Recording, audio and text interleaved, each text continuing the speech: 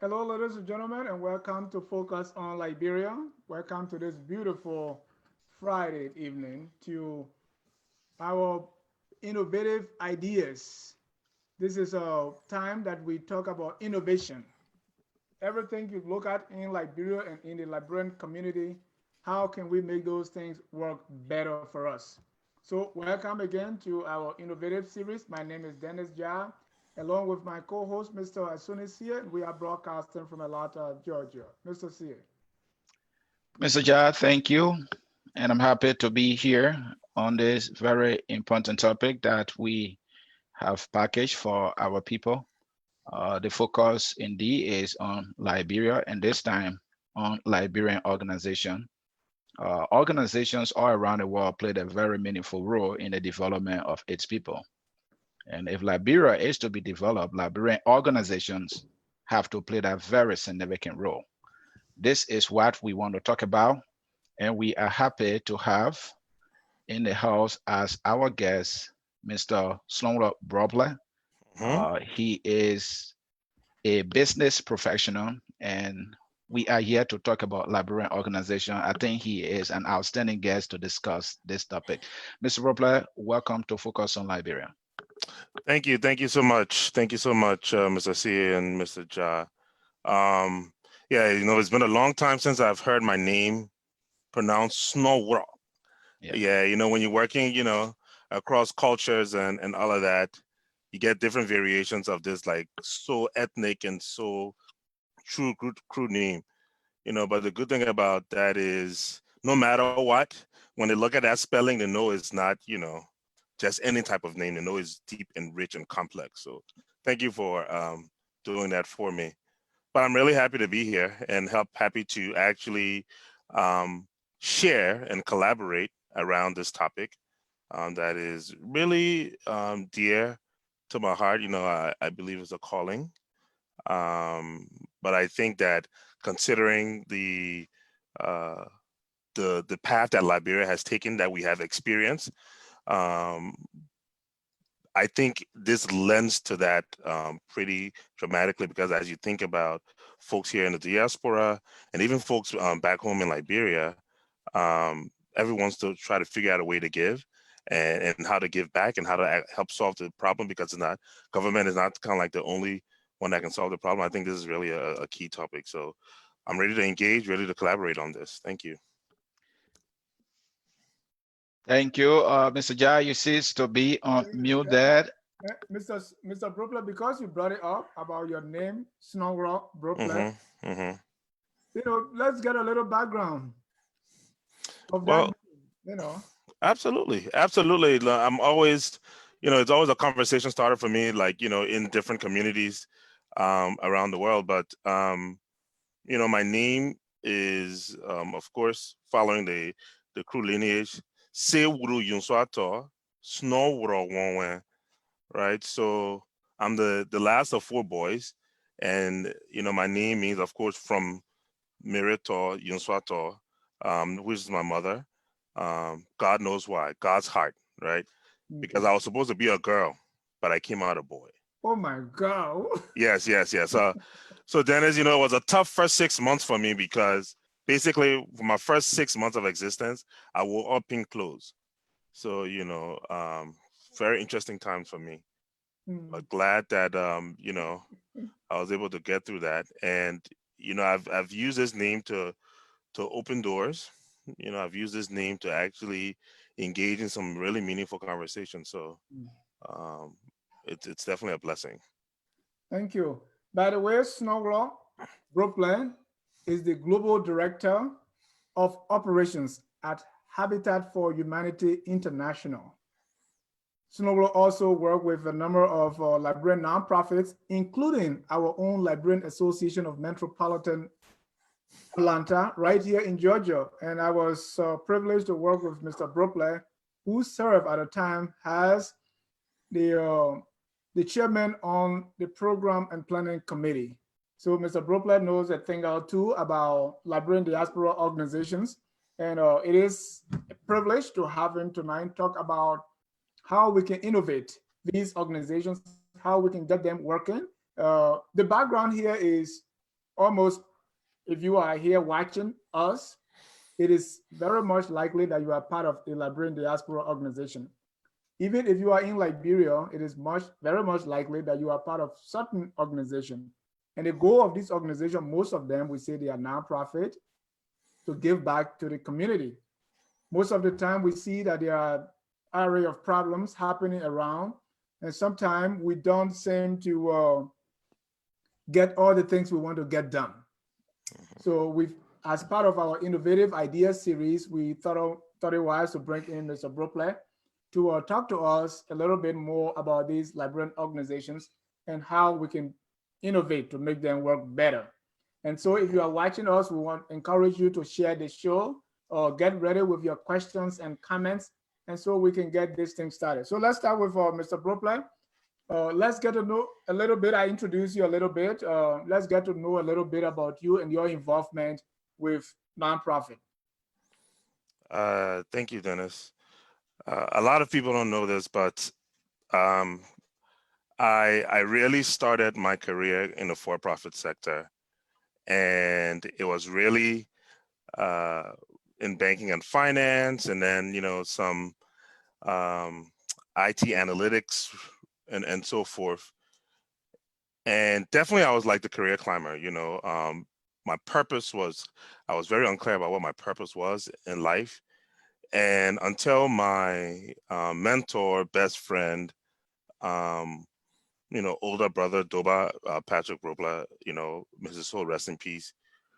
This guy retired at 40. He traveled the world, took pictures, wrote poems, wrote like short stories, and until he passed, that's when I really had a awakening of, okay, if I was to die tomorrow, what would I want people to say about me? If I was to die tomorrow, what would I want people to say about me? What would I want them to feel? And I found out that I was failing miserably at living a life of purpose. And I'm not saying that if you're in the for-profit sector, you cannot live a life of purpose. I'm just talking about in my case. So I really wanted to actually find a place where I can actually go to work every day, be happy, feel fulfilled.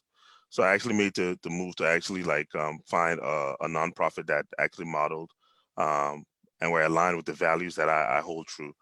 And I worked with Morehouse College for a little bit, all boys, historically Black school, help them with setting up their entire fundraising, reporting, analytics program over there. And then got the opportunity to actually move over to Habitat for Humanity 6 years ago, where I've held varying roles of responsibility.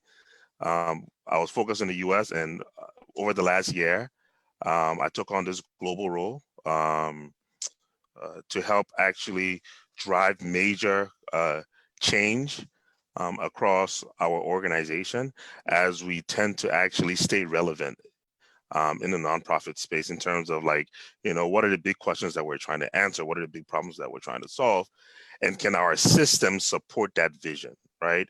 Because you can always have a vision, but if you don't have the resources to actually match that, then it's just an empty vision. So very, very fortunate, to be where I am.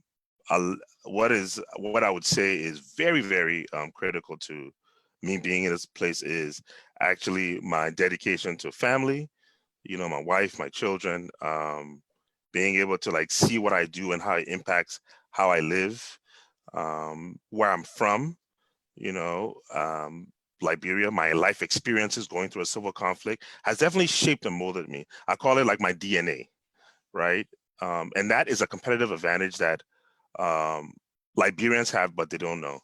The ability to have survive a civil conflict gives you the grit, to really kind of weather through a lot of different situations. So I'm really fortunate for that. And of course, being educated through junior high, senior high at St. Patrick High School was definitely a factor as well. So I currently, in my current role, my responsibility crosses basically across the globe, Latin America, Europe, Middle East, Africa, and Asia Pacific. And it's really just around leading change through influence. Leading change through influence, building relationships with internal stakeholders, area vice presidents, you know, and connecting those area vice presidents with like other leadership here in the U.S. Habitat is based out of the United States.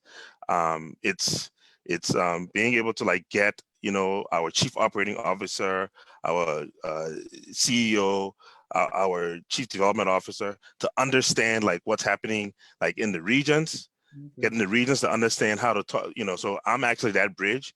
So a lot of my work is managing up, right? It's actually like bringing those guys around the table to talk and find common purpose, because there's always a lot of tension there that, you think that, oh, Habitat, there's no conflict. No, but there's a lot of conflict happening because everybody is so passionate, about maximizing our dollar, taking it further. So I just help smooth that out, And it's our hope that you're going to help smooth things up in the Liberian Diaspora Organization right here tonight. Mr. CEO, you have something to say. I can see that. Yeah, in order not to waste time, his name, before we get to the major conversation, Snorwlor, my section of clue I come from, the interpretation is the heart of the creator. So I just thinking that maybe he has the heart of a human being, compassionate. I just wanted to make that clear to him. Good. Yeah. See, this name has layers, Dennis. Right. It has layers. Yeah. All right, folks, in cyberspace, again, this is focused on Liberia. We are about to engage our guests on our topic, Liberian organizations.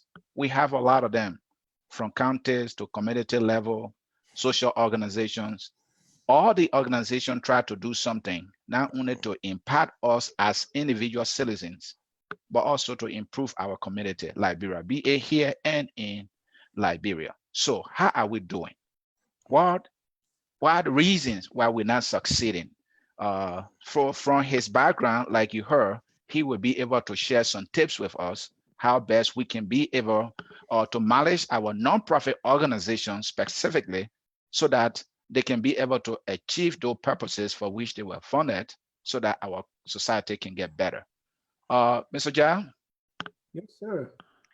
Mr. Snorwlor, Mr. Bropleh, sorry. I think I like the name Snorwlor. Yeah, call me more. Snorwlor. Let's call me Snorwlor. So, Snorwlor, there's something about DNA. What is it about DNA of a nonprofit organization you want to share over? How important is that?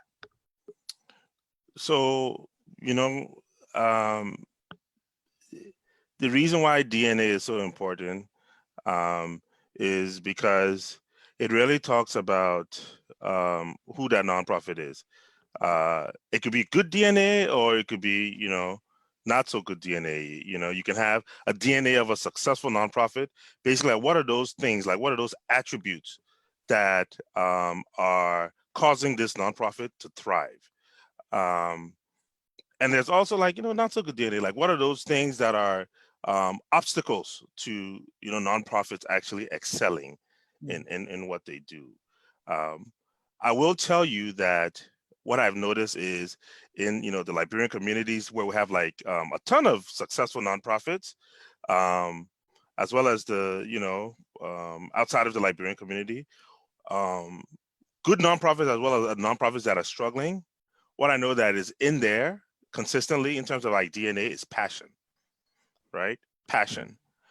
Passion is there, I think where we have areas of divergence, it's where how do you channel that passion? Like, what do you do with it? Do you use it to actually drive modeling that nonprofit after like a certain structure? Do you use it to like develop a message that resonates with your donors? Do you use it to inspire like notable folks to become like board members to help create, a structure? or do you just kind of like, you don't know how to actually use that passion to actually, if the passion can go further than you, then, it's no good. Right. So I think there's a lot to be said about like Liberian nonprofits, and I want to say Liberian nonprofits. Uh, we need to talk more with the ones that are actually doing it well, because there are Yeah. a good bit of nonprofits here that are doing work in Liberia, that are doing it well, that we can focus on. And I will even talk about some that weren't doing it so well and then like turn around, that are doing it well now, as a way to think about it. And I'll give you this name because you might want to talk to him. Stephen Kofa. Stephen Kofa, he's the current president for the Saints and Friskies Alumni Association. He did a turnaround job with the St. Patrick's St. Teresa's Convent Alumni Association. So, but it's very critical to actually, when I think about DNA, I think about attributes, right? So let's talk about a DNA of a successful Right. nonprofit. Let's talk about that for a second. I can't wait. Yeah. So first thing you want to understand, like all nonprofits, be it Liberian, be it small, medium, large, right? Habitat, that is all over the world. All nonprofits. The single thing everybody has to come around: mission. Mission. When a small nonprofit founder goes to talk to anybody, they talk about the mission. When a large nonprofit CEO goes to talk to anybody, they talk about the mission.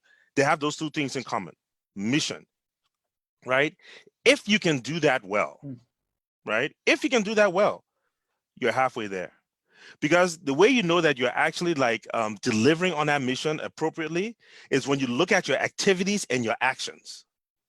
If your activities and your actions match what your mission is, then you're doing something right. Mr. If Bropleh, you're, yeah. I didn't mean to interrupt, Go but I ahead. want you to break that mission down further so some people can understand it, because the word mission tend to be a little more Okay. ambiguous. Yeah, what is Okay, mission? I'll break it down. Yeah. Mission, in simple man terms, is why do I do what I do? Okay. Why do I do what I do? What do I care most about? So the mission of some nonprofits is, oh, you know what? I want to make sure that for the town of let's just say Rock Russell community, I want to put a library there, and I want for all the children there to be able to go and learn in that library. That's a mission. We're not talking about no grandiose thing here, but that mission that you have, that I want for the children in Rock Russell community to get educated, your entire activity, your entire being is just focused on that mission. How you recruit board members is focused on that mission. How you actually like structure your outreach is focused on that mission. How you carry yourself is focused on that mission, right? Rock Crusher. Let's go to Habitat. Habitat's mission is to actually make sure that everyone has a safe and decent place to live, right? How we model our behavior is focused on that mission. Whatever we do is focused on that mission, right? When our CEO goes out, he's anchored on that mission. Our activities are around that mission. Very, very, very critical. The reason why I say that is because when I actually, turn a lens to a mirror to looking at myself in Lama,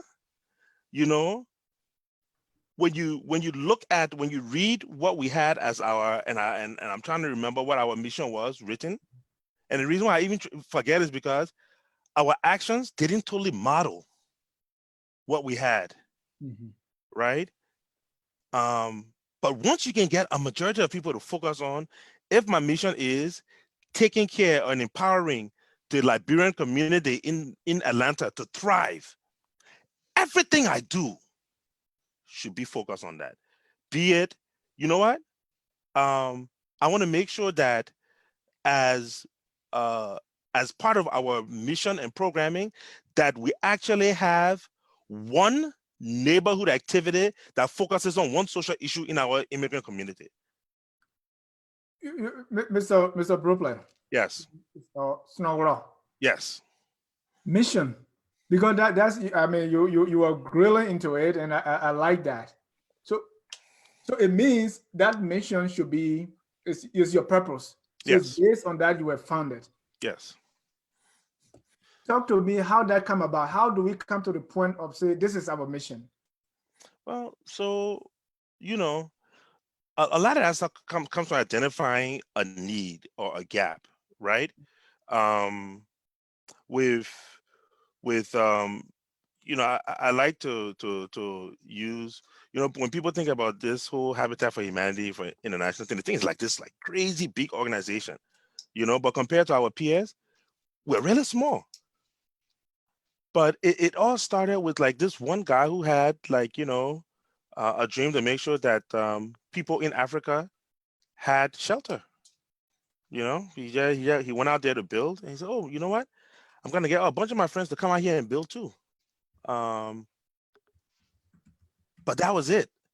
And mission are usually, it's not a whole bunch of people come together to come up with a mission.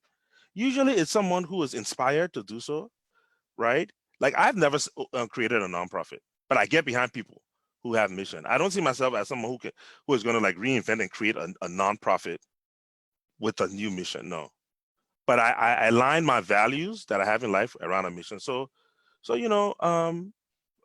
it's basically bringing those minds together and say, okay, what is this one social issue, or what is this one thing that we want to help answer? Like, what is this one thing that we're trying to solve? And Yes. for-profit organizations can have mission also, but now we're focusing on nonprofit. Yeah. So go ahead. Yeah, we're just about to jump in. Now, you said you need to have a mission, and the mission is what you want to achieve, maybe a problem that you really want to solve. Mm-hmm. I come to understand that sometimes some institution or nonprofit organization are in 2 to 3 things. Can that be a conflict for most other organization or any organization? Let be specific to the Liberian organization. Let's say for county organization, they want to Mm-hmm. build a library, they want to Mm-hmm. help with the schools, Mm-hmm. they want to do other things. Right. Can those be a conflict in their mission? So I would say this. Yes, it can be, because it depends on like the resources that you have available to you, but that is not foreign to, like the Liberian organization. What I would say to that is, if you have a mission that you have people standing, like this mission that you have people that are focused on. So let's say I want to make sure that people in this town or this county has like access to a library or education. I'm keeping it really, really basic because I want to give a mission that is very, very tangible that people can see and feel. The reason why I focus on mission is because from that mission, other things happen. From that mission, other things happen, right? So if done right, from that mission, you'll be able to attract the right people, right? You'll be able to attract the right people. You'll be able to attract professionals who align with you, right?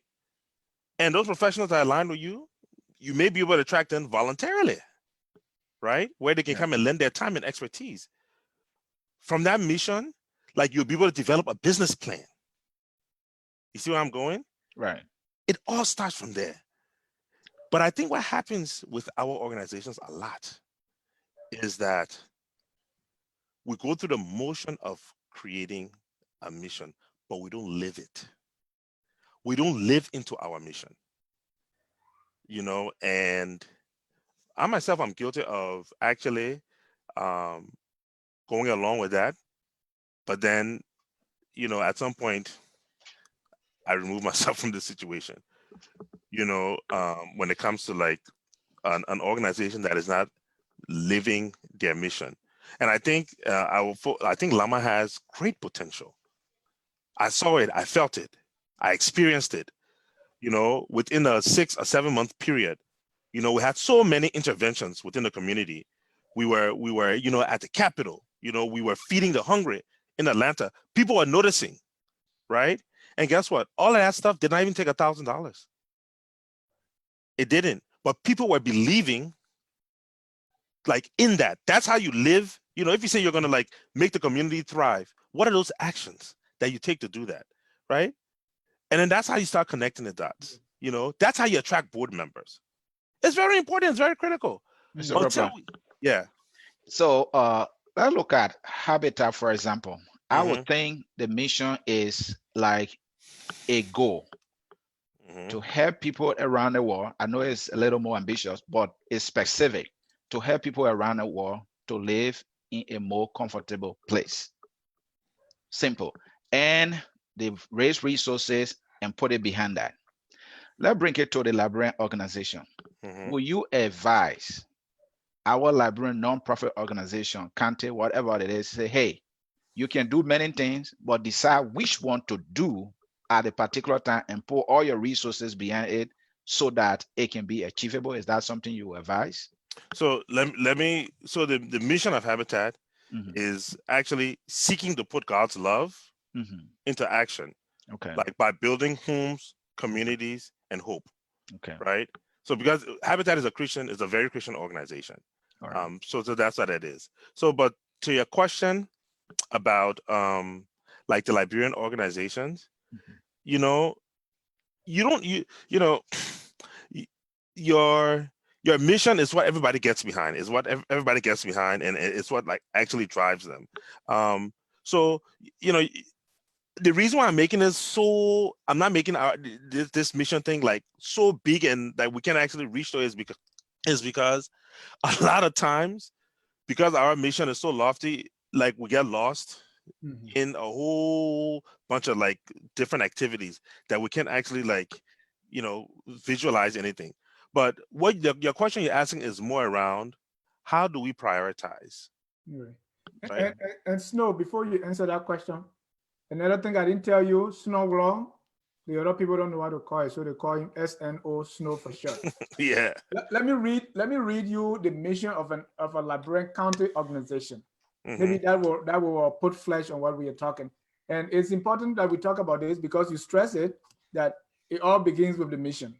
You Mhm. must have a purpose that you want, and everybody can rally around that purpose. Yep. Okay. So here is the mission. The organization operates on the following 5 guiding principles: Mhm. promoting peace, unity, progress, and social awareness among the people of blank Ex-county. county Yeah.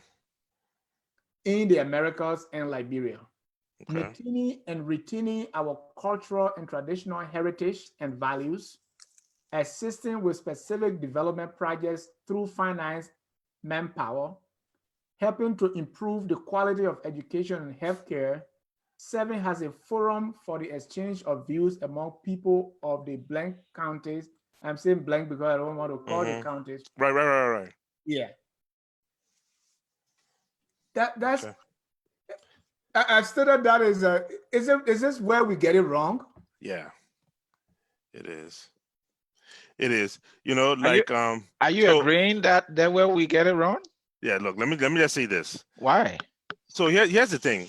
Um.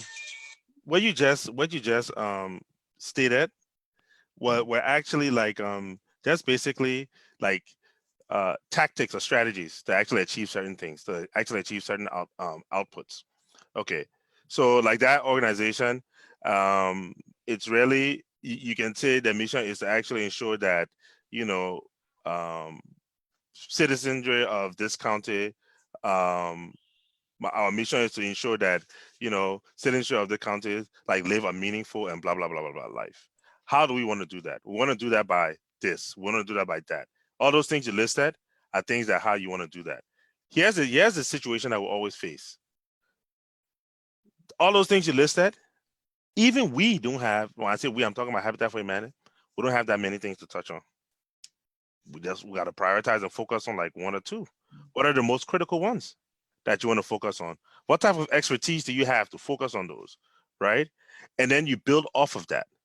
The ability to do that, we struggle with that in our community, which is I don't want to say it's okay, but it's because we want to actually, there's so much to do that we want to help, right? But the ability to sit down and figure out, like, we have to do less of this. You know, when I came into this new role, I came on the tail end of a 2-year strategic planning process. Do you know the only thing we're doing? Just saying what we will not do,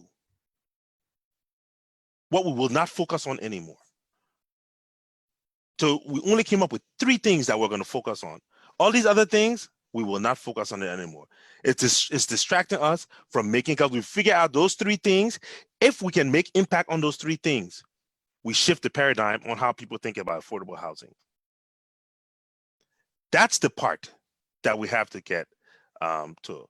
And it doesn't take, a long process, because these smaller organizations, they are resource constrained, right? So if they are resource constrained, what will happen is you'll sit and say, okay, we have a mission, we wanted to be bold enough. And now we have to understand, like, how do we actually articulate, how does this mission look and feel like with the people we're trying to impact? So for that people in that county that you just talked about, like, how do we want them to actually feel us, right? And what are the resources that we have to make that happen? You join those 2 together, you have yourself a plan.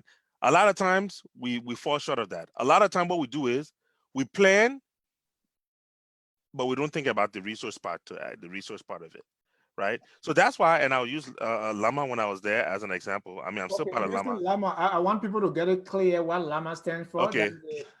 That's Liberian Association of Metropolitan Atlanta. Right, that's the Liberian organization here in the Metro Atlanta area. Yes. For which Mr. Bropleh was the program planning chair. Yes.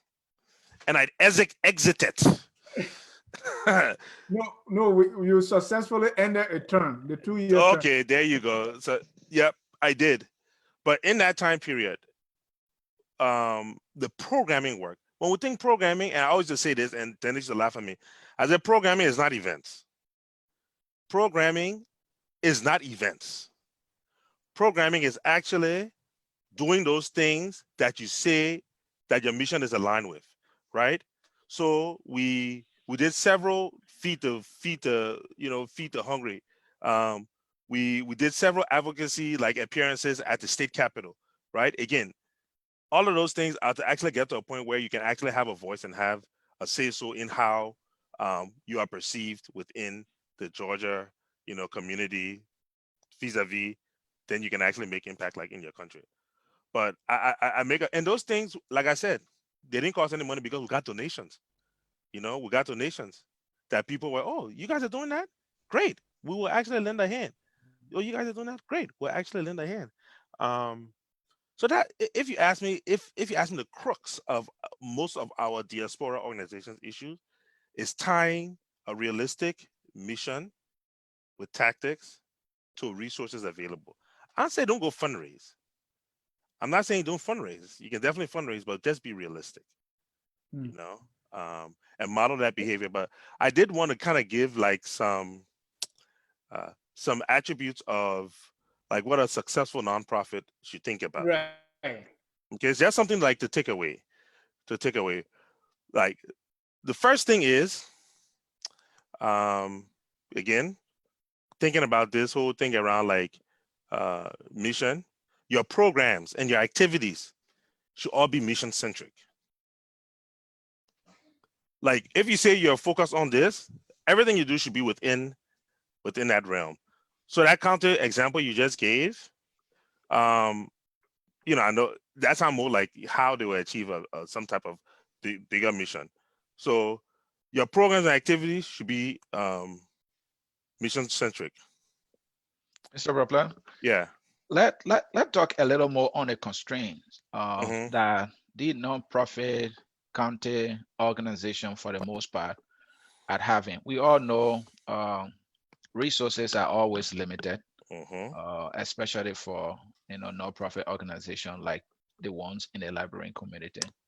So the thing is, people might be wondering, so how do we maximize uh, obtaining significant resources to carry on the things that we do besides, convention, fundraiser Mm-hmm. events, all that. That there Mm-hmm. are other ways that, they can tap into to get more money to do the things they want to do. Let me ask this. Let me ask this question. Um, do you, when you're actually going to, when you're making the decision on buying laptop or buying like a commodity, Mhm. right? You make sure it's a good value for your money, right? Right. It's either through like what you know that brand stands for, Mhm. right? Somebody either told you about it, Mhm. or you know that that product is good, right? Right. So you go and pay. Actually, some people, like for instance, like Toyota car and Lexus, I think they have the same engine inside, but people will go and buy Lexus because of the brand positioning and the value that they say Lexus bring, right? Mhm. Same concept with nonprofits. Exact same concept. You cannot raise money for a nonprofit if you do not actually model like what you stand for in your nonprofit.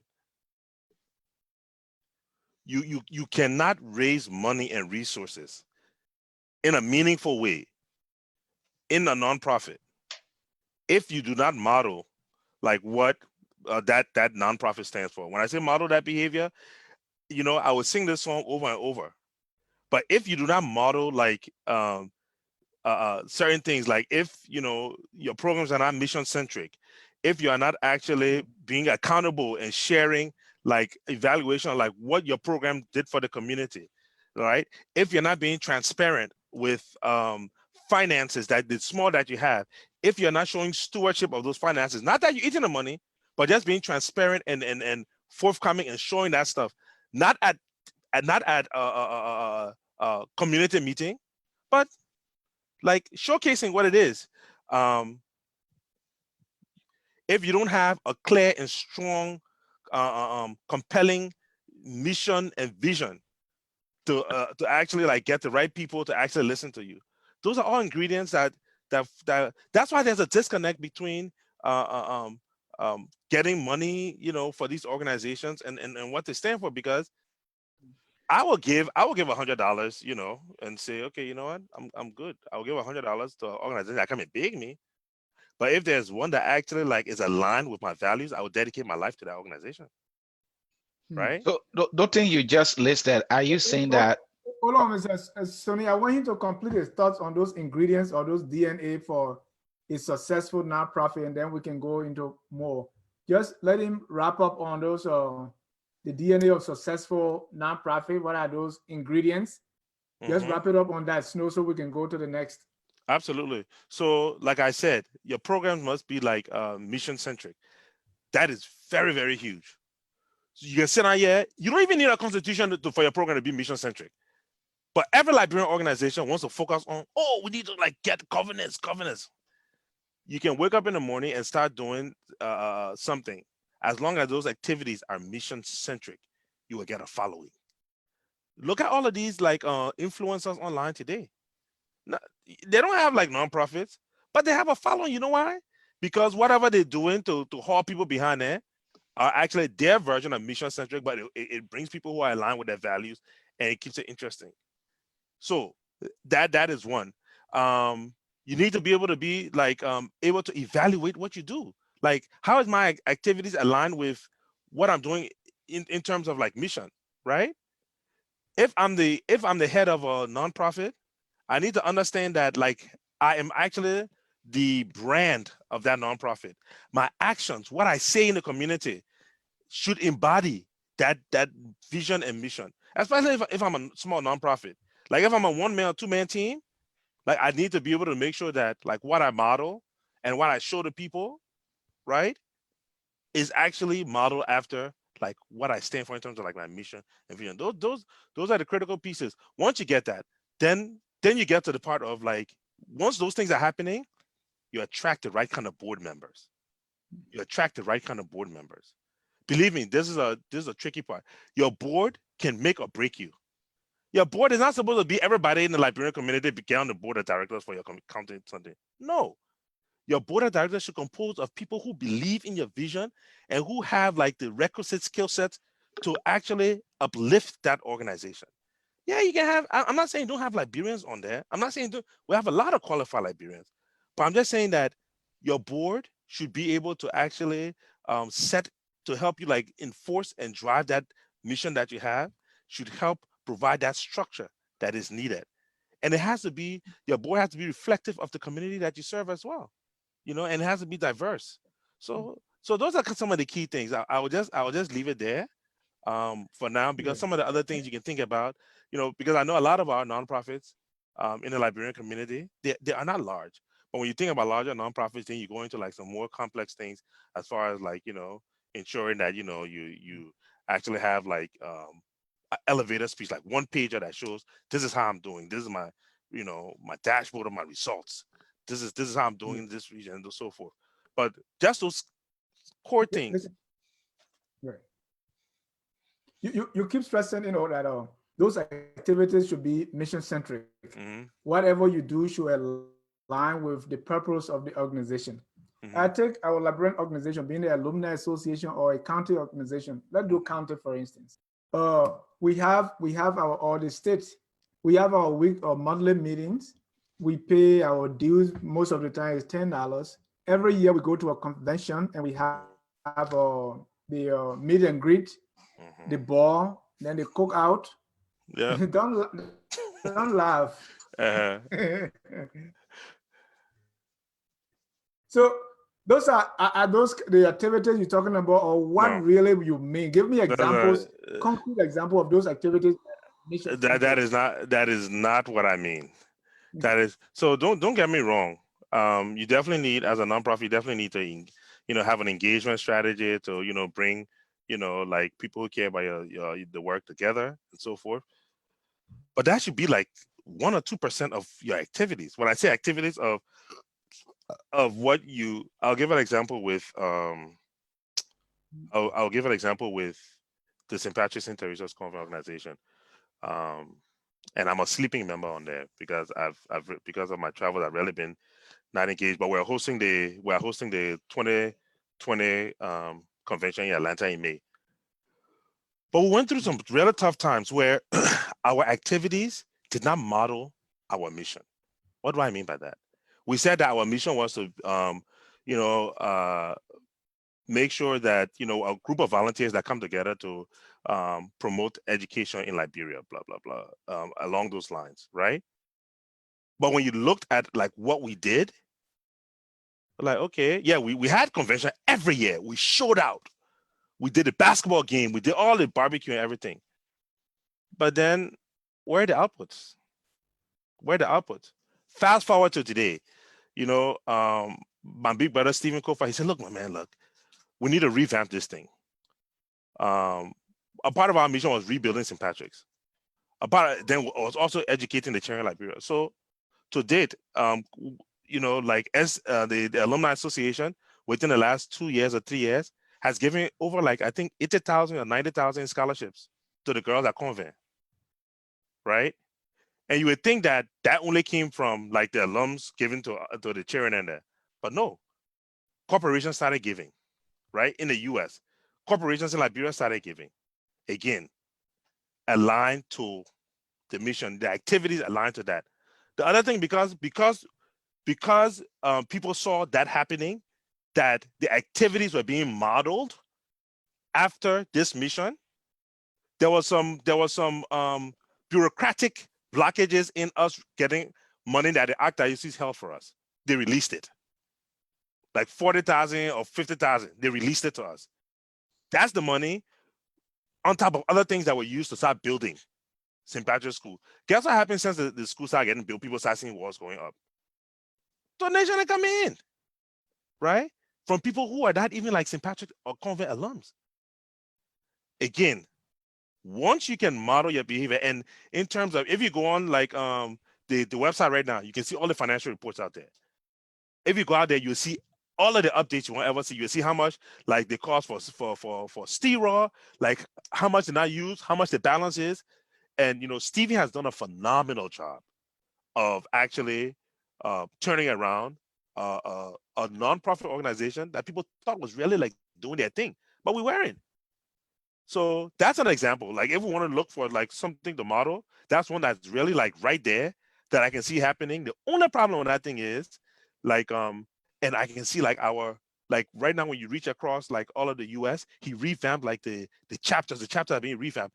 Imagine like our Southeastern president, like she is on it, getting people riled up. You know, everybody volunteer, getting people riled up. People are like, oh, convention coming. You know, we're trying to hit this goal to actually put this roof up. Activities modeled after this, the mission of educating and rebuilding St. Patrick's. That's it. LAMA, Liberian Social and Metropolitan Atlanta. We want to make sure that our people in the Metro Atlanta area thrive. We are going to engage with other organizations, other immigrant organizations that actually provide social services. We are going to open the doors to make sure that we can actually have immigration lawyers come to talk to people around XYZ. We're going to have a series on how to actually like your pathway to citizenship XYZ consistently so that you can measure output. Not just to have it one time and forget about it, because it has to be on a continuum to actually show progress, right? And you want to share that progress. So yeah, and I call that the social return on investment. Social return on investment. Thank you. When I'm giving my time, when I'm giving my services, when you're doing all these things, what is the social return on investment? Yep. Y'all getting me all passionate about, you know, when I know, I like that. We needed to push you to get that out because we all need that. Yeah. Folks, in cyberspace, this is focused on Liberia, and we are discussing our Liberian organization, how we're doing it. Why are we not doing as much better as we should be doing? And we have Mr. Snorwlor Bropleh. I like the Snorwlor name. Yes. He is a business professional trying to tell us how we non-profit professional. Non-profit professional. Thank you for that correction. And he's trying to share with us how we can do it better. First, he said, your mission. And your mission has to be in line with what you want to achieve. And you must be consistent. Are we consistent? And something you touch on as I was listening to you carefully, and then as I was listening, yeah. Yeah, before you get there, there's a caller who's been waiting. Oh, okay. Let's bring in this caller so you can call out your name and where you're calling from. How you doing, Mr. Ja and Mr. Sid? Hello, can you hear me? Yes. Yeah. Hello. Yeah, can you hear me? Yes. Go ahead, Garcon. Where are you calling from? Yeah, thank you. Garcon Moe, calling from Chicago, Illinois. Welcome to Focus on Liberia. Your question or comment? Thank you. I have a comment. Honestly speaking, I think the host tonight, you know why it is true. I have had some encounter with him before back in Lama when he was serving with Sis Yasini and yourself. I think he's actually the wrong panelist for tonight, and the reason being, he just admitted on here that he haven't started, nor has he led any of these Liberian organizations that he's speaking about that was successful. I think when we want to discuss this type of issue, is way beyond what we learn in our corporate non-for-profit setting, because many of us have had the opportunity to work for non-for-profit. They have a structure, they have resources, they have team, and they have funds. So we can take our degrees and things that we learn and be able to function within that system. Now, when we look in our Liberian organization, like people like the Leo Johnson, who got Empowerment Score in Canada, the Eric Wawa, you know, like the Seren Kaba Jones, like these people that run non-for-profit organizations that are solely Liberian related, it may not be community. These are the people that can adequately talk about successes and non-successes in Liberian organizations. Now, not to discredit his work and what he has done at Habitat for Humanity. That is good. We commend him for that. We need that knowledge. But the problem with Liberian organization I have served on, and I think he has also served on, it is way beyond mission. We can have a beautiful mission. The problem is we have poor people leading our organization. We have poor leaders. Like we can look at ULA, for example. Let's look at the current president. What's his name? Vama Fofana. He's a fine, well-dressed man, right? Where's ULA today? You know, we can look at so many other organizations. You know, like the lack of resources and the way in which we elect our board, which Mr. Bropleh touched on, is very poor. But in terms of the successes, you know, I think there has been some successful organization. And the problem is the culture, the way in which the African culture is not just Liberian. Liberian got the most organizations than any other immigrant groups in the U.S., if you check it. So now, the problem with our organization is mainly how we structure it and the way in which we... Go ahead, I'm sorry. Yeah, I want you to... Can you hear me? Yeah. Let Mr. Bropleh respond. I want us to have a conversation because there's a lot of issues. Okay. Yeah, that's really good. So one of the things, and thanks for calling, brother. Like, really appreciate that. One of the things that, and I think I've actually mentioned this over and over, like whenever I mention mission, I talk about activities that support that. Every time I mention mission, I talk about activities that support that, because a lot of times what we do in Liberian communities is that we say we have a mission, but then our actions and our behaviors don't model that. So the reason why I bring that up over and over and over is because, to your point, you gave like a lot of examples of, you actually give examples of, and I said this before, like I give examples of Liberian organizations that are doing it well, and you mentioned some of those, right? I also give examples of like where our actions and our time is not actually focused on what we say we want to do. And that disconnect is what is the struggle and the tension for us, that we don't actualize what we want to actualize, right? And irrespective of if you actually like start a nonprofit, but if you're a part of a nonprofit and you can sit and you can observe, you will see that, right? You know,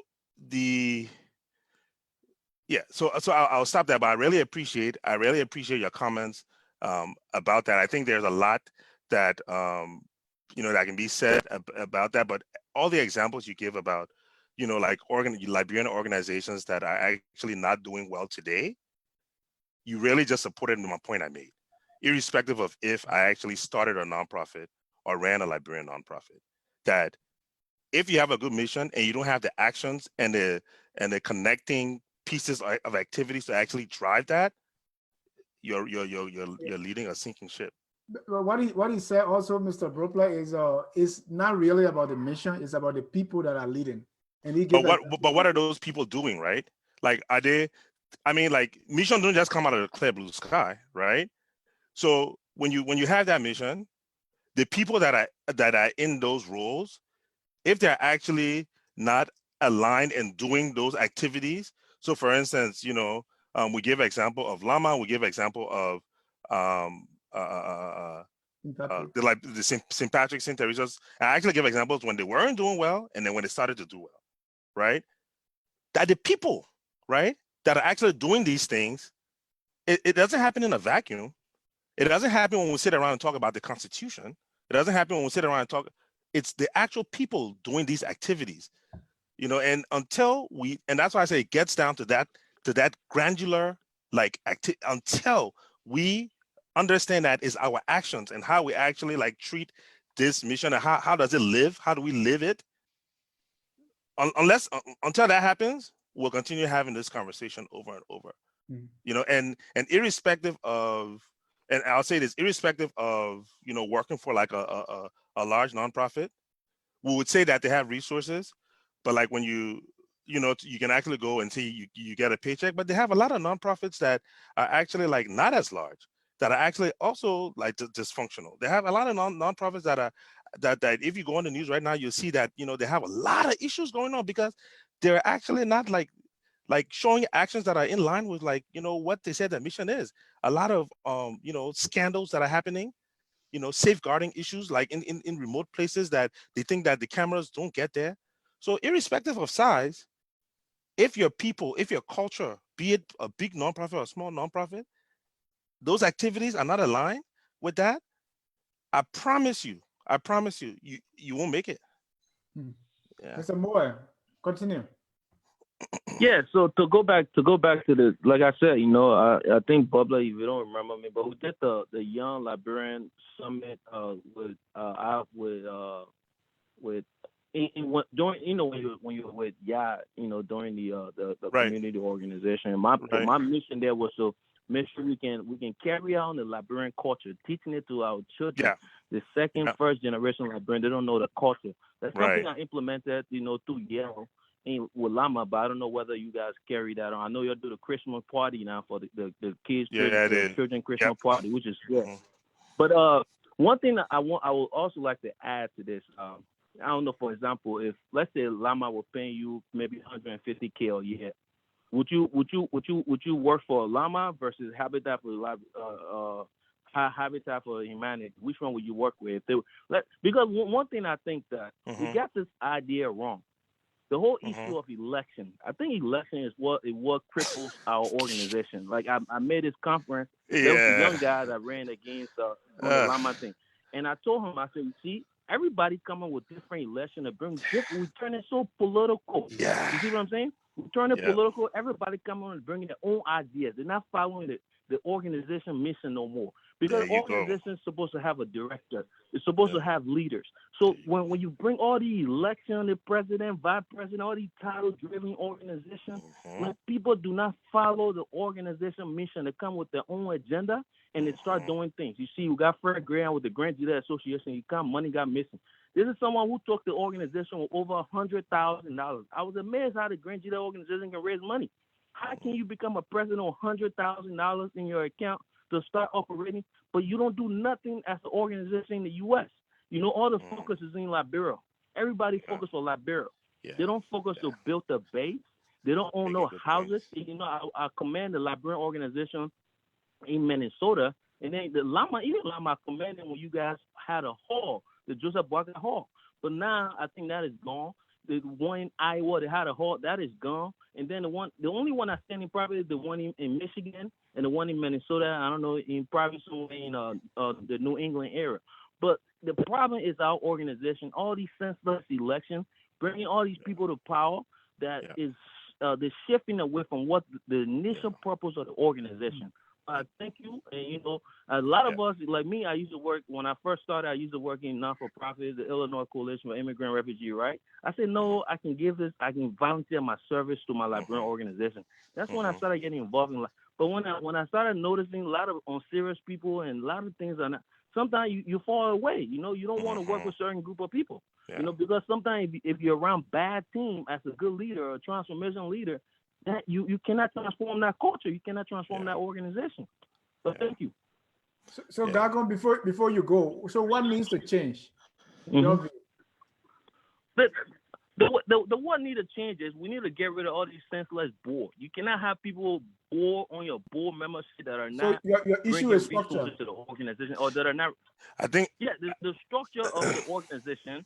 We need to make our organization into they need to be ran by directors. Our organization don't need to be ran by presidents. That whole president, vice president, all that thing that thing that's for governmental institution. We need to have an actual functioning organization where we're paying people. If we're paying you $30,000 a year part time to run Lama, you will actually do work, because if you don't do work, you will lose your job. But because people feel like this is a voluntary hour and things like that, like, to me, if I ever become a president of a Liberian organization, that's the structure I will enforce on people, because the goal is the best writer. We need to write for money.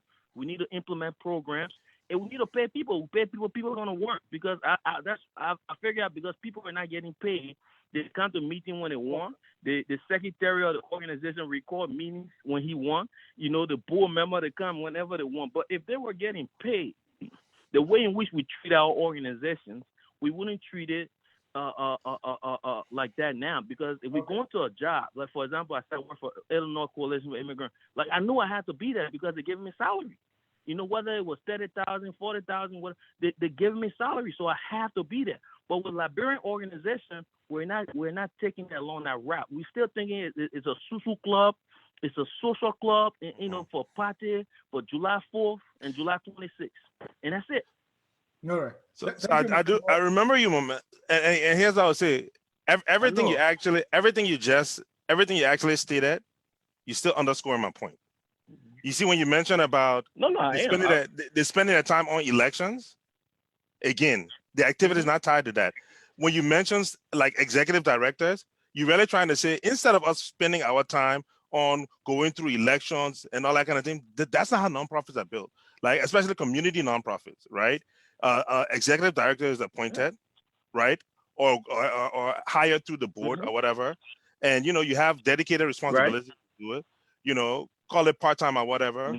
And so, you know, that piece is all and that's all I've been saying.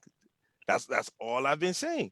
Because until we do that, you know, and I would even say you can actually, if you restructure Laman today in that way, you don't even need to like pay an executive director. You will notice that, and the skill set you mentioned, grant writers. That means when you get restricted funding, that means you have to do what the grant say. You see how your activities now are actually modeling like what you're doing. There's the point I'm trying. But you're saying something about if Lama are paying you 150K versus Habitat or something like that, if you go, you are mentioning something, but you didn't finish your thought on that. No, I was trying to see if the reason why I was going was if we were actually paying our leaders. Oh, got you. Run these organizations. You see, that's what I was saying. I wasn't talking about you personally about it. If we were actually paying our leaders, you know, because people feel like they're not getting paid. They're above the law. They got this title and they're the president. People like being called president, you know. But I'll ask for your email. Hold on. I'll ask for your email. Let me plug my conference because we need to build a collect. We cannot give up on our organization. We cannot give up on Liberians. We need to build those strategic team of people and individual and professional like yourself, myself, and others to see how we can take over the Liberian community affairs in the U.S. Young people, we got so much talent. That's something that I learned as a kid growing up in the U.S. and now as an adult. I think we have so much talent that we need to tell our elders, like, we're ready to lead, because a lot of us don't come to these organization meetings. You know, we'd rather go play soccer. Hold on, Gago. Okay, I'm sorry. He said, hold on. I want to disagree with you a little bit on the paying part. I think exactly. It all boils down to attracting the right people and the skill set. And the activities align with our mission. People have passion doing voluntary work, and we can do it. Exactly. You know. Oh yeah, we can do it. It has nothing to do with the salary. I'll tell you that. There are a lot of use cases, and even with even me, think of, like, the time when like super active, not dormant, was when I actually, my wife and my children, all of them were going with me. Ask them to go with me today. They can say, I don't want to go waste my time meeting. But when they knew that we're going out to go feed the hungry, or we're going out to go do some kind of activity, right, that involved the community, they would come. Again, as long as your activities and you have to mention that thanks to the PSO. Look at here. Gentlemen, and Mr. Ja, we are not discussing Lama here. We're just using Lama as an example. No, we're not. I think Lama is a stellar organization. Gakon raised something that the whole issue of president, vice president election is something that is a discouraging factor. And he's like, we should run the thing like using a nomenclature like director and all that.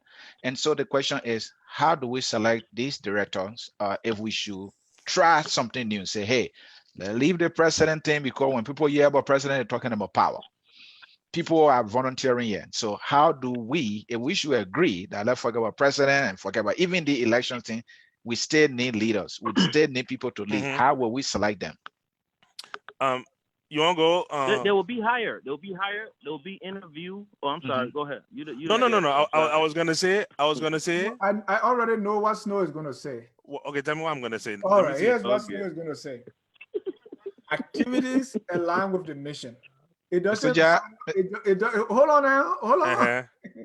It really, the other day you want me not to speak for you, and he's speaking for Snorwlor. I don't think it's fair. Yeah. So Let Snorwlor speak. but we tying it to like the president, and we're tying it to executive director. Ain't got nothing to do with if they're called president or executive director. It gotta do with like, are you going to do an election to get the president? You just need a leader to sit at the top of the nonprofit. That leader cannot be elected, right? The way that leader comes there is through like the board selection process. They go through like a due diligence, and they get a leader. That leader goes through that whole process. That's how all other nonprofits, small or big, go.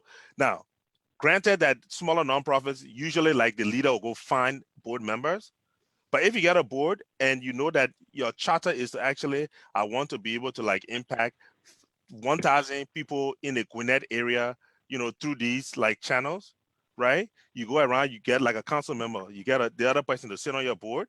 They say, okay, we get need. You can even have like co-executive directors, 2 people who say, okay, we just need people who can help advocate for us, because really the executive director is that. You find out 2 people, they do background check on them. They're okay. So, oh, will you guys like to do this? Yes, we'd like to do this.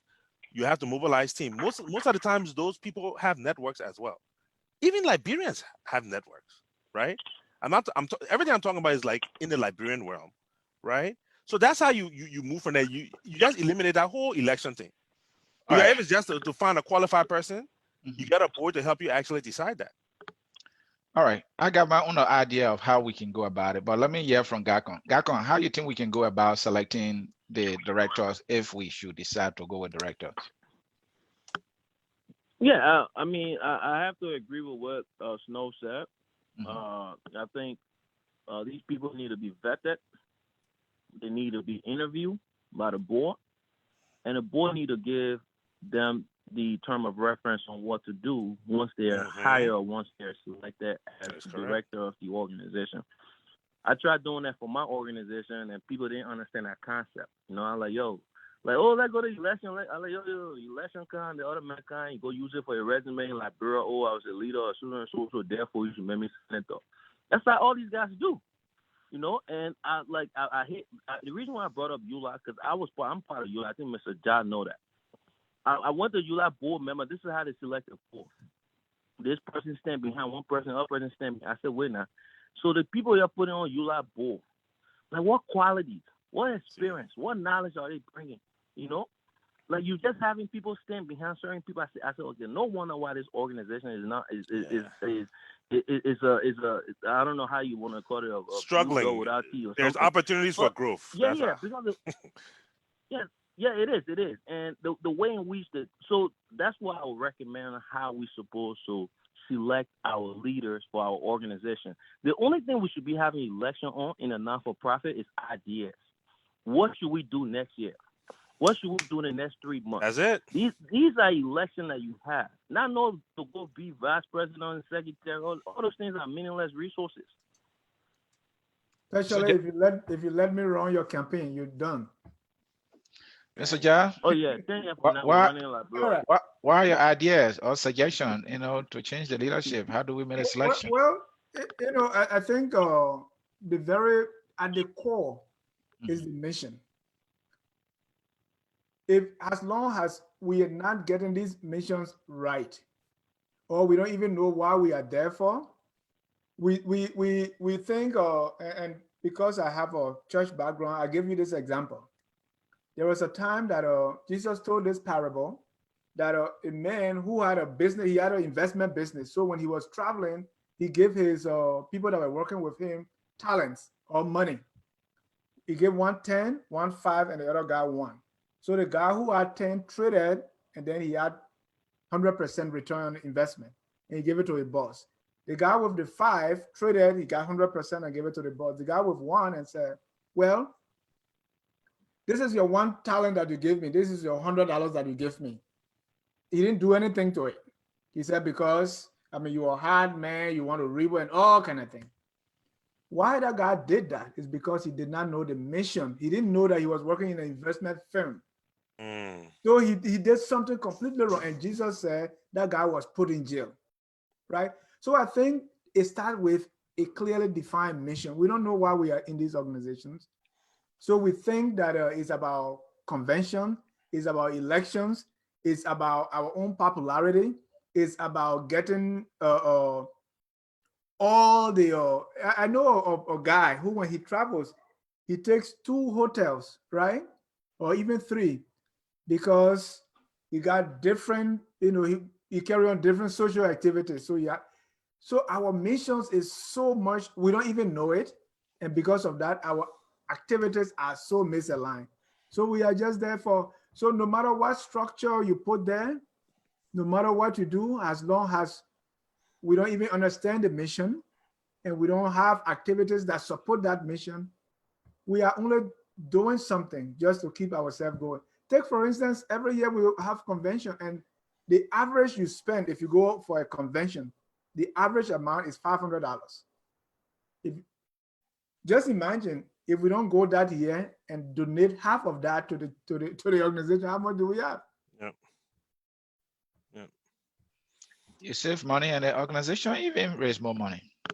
And we also look at these things as fundraisers.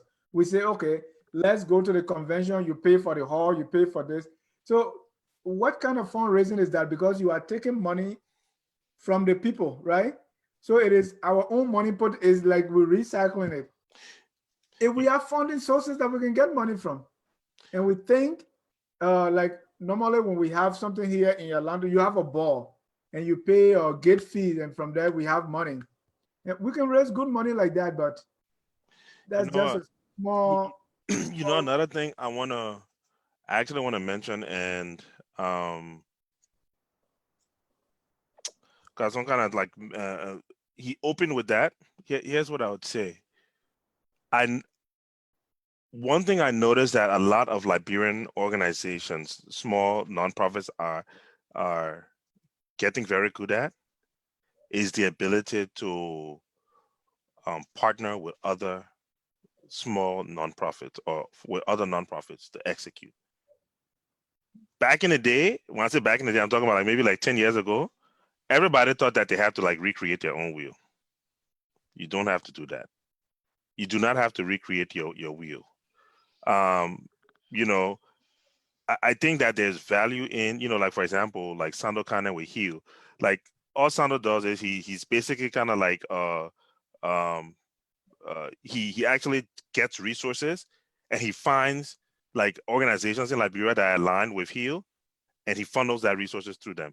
His goal is, okay, I want to focus on orphanages, so I will find resources, and I will find like if it's a church orphanage or whatever, and I will actually focus on that, right?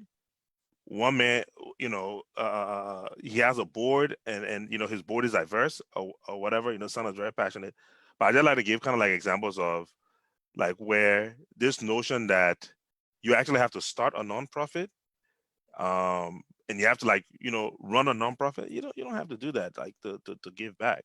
I think that a lot of times the willingness to collaborate and partner creates a ton of like symmetry that otherwise you would not have. That's another way to actually close the resource gap. Like if you like, for example, if you get like a couple of like Liberian nonprofits, even in the Atlanta area in the US, that have like similar like focus, and they come together and collaborate on something, you'll be very surprised because the multiplier effect happens. Gentlemen, Yep. let's talk about something. The issue of transparency in our Liberian organization or nonprofit organizations. We hear noise all the time, accusation here and there. Oh, the president has eaten the money. What can this organization, especially the leader charged with the responsibility of providing, the issue of transparency, how can they do it? You are talking about the organization, I think St. Patrick, how every transaction you go on the website is there for people to see. Correct. And so they have absolute confidence in the leadership and they are willing to give. Is that the silver bullet to all the noise? It's one of the silver bullets. Okay. Because if if you give money and you don't see results, what's the point? Because what happened is you have to start like showing something to generate momentum for people to give. Then when people give, you actually show, okay, yeah, money, here's what I did with it. Right. Yeah, here's the balance, But it's a key part of that, a lot of nonprofits, what they do is they publish their 990s, basically like their tax form. Right. That shows how much they receive, and they publish their audited financials. They don't have to. By law, they don't have to. Okay. But they publish it. So they want for you to go and see, like, how much the executives make. They want for you to go and see, like, how much it raised. They want to go for you. So that level of transparency is critical to a nonprofit success. Because keep in mind that you're taking people money, you're taking people resources. They want to know how you're spending it. So yeah, I think that's a key piece. And then I will bring the questions back. What are some funding opportunities that we as Liberian organization have that we're not taking advantage of? I know you were talking something about grant writer and all these things. Are Liberian organizations attempting writing grants?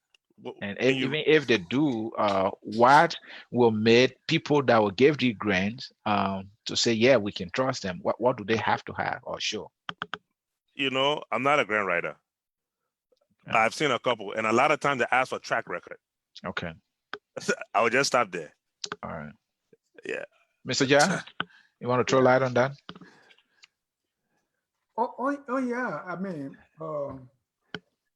the history of these organizations, and Snow said, right, track record. What are you doing?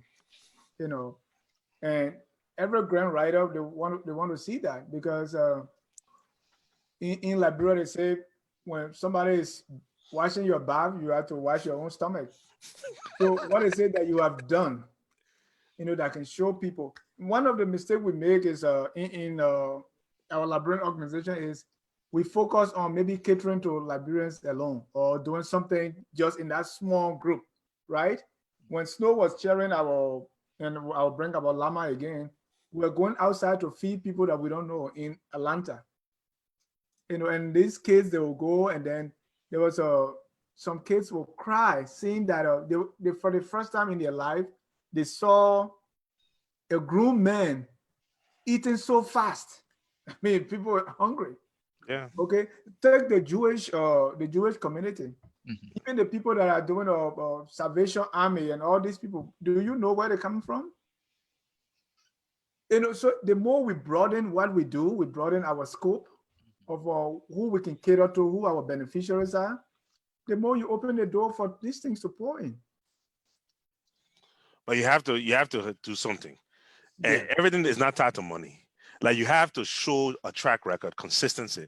You have to. If you don't show that, there's no way. Like, you can't just write grant in vacuum now. Don't get me wrong. If you got like a donor who just like you and won't give you money, that's fine. But for those grants that, it's basically you're going on like a Target website, or you're going on like a Home Depot website to fill out application to stand out, you got to show track record. Yeah. Right. And yeah, so Mr. Moore, look at what Dennis said. I don't know if you want to throw light on it. We Liberian organization, because we say we are Liberian organization, so we just talk about Liberians. Are we closing the window of opportunity for more funding? Because if other nationals get to know that, we're serving everybody, then everybody will want to contribute, thereby bringing more money, and then we'll even have more money to do things in Liberia. What do you say to that? Yeah, to me, that's a very good question, and I think that is an issue with many of our organizations. Okay. When it comes to grant writing, we cannot establish or even develop programs because of our mission. Because a lot of our mission, like, for example, I use my organization, YEL, for example, Young Innovative Leaders of Liberia.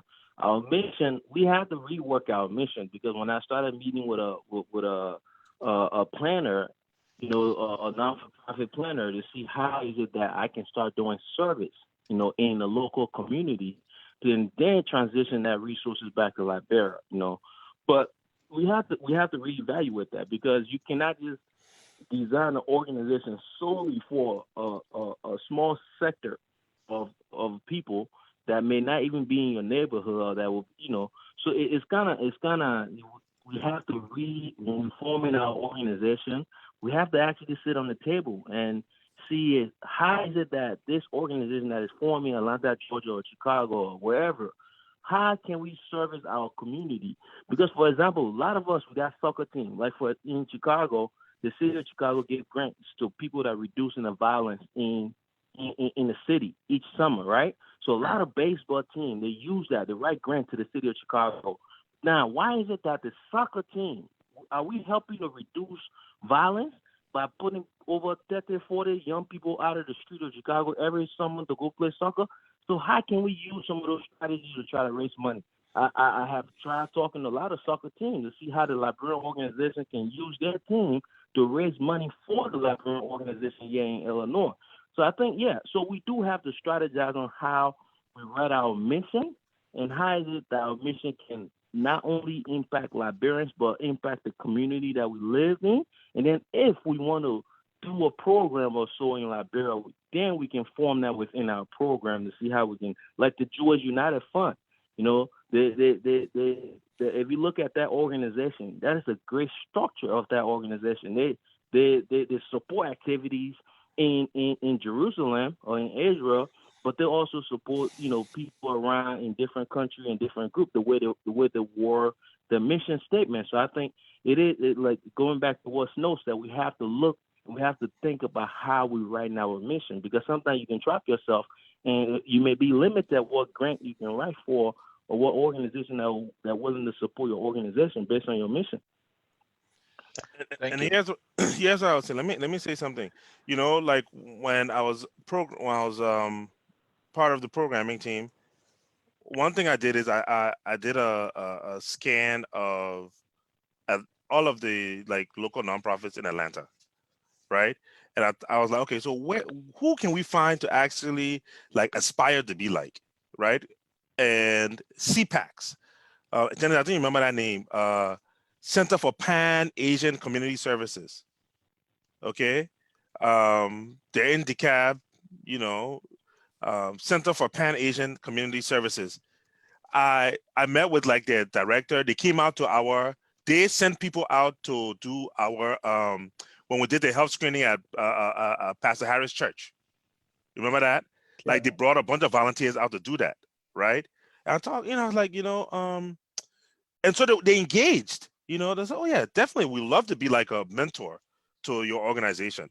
The reason why I mention them is because when you see their name, you think they only focus on people from the whole Pan Asian belt, right? Yeah, they do, but their mission is our mission is to promote self-sufficiency and equity for immigrants, refugees, and the underprivileged through comprehensive health and social services, capacity building, and advocacy. That mission, you can just take it and put it right in the Liberian community. It's exactly what we've been doing, right? It's exactly what we've been doing. The naming say general services for all immigrants. No, Pan Asian, but yet and still their doors are open to everyone, right? So you can still keep your identity, but still be open to service, Right. other people. And let me give you an example of another county organization. Here is the membership. And I will read a few comments from Facebook, but let me read this. Membership of the association may be accorded to individual, then they put the name of the county, citizens and their spouses who reside in any of the 50 states, right? Mm-hmm. Membership. So this organization, most of our organization, if you're county organizations, the membership is restricted to people that come from that county and their spouses. We were talking about, in nonprofit, is that what we're supposed to be doing? So I can't quote it exactly. I gotta like go and look on the IRS website or whatever.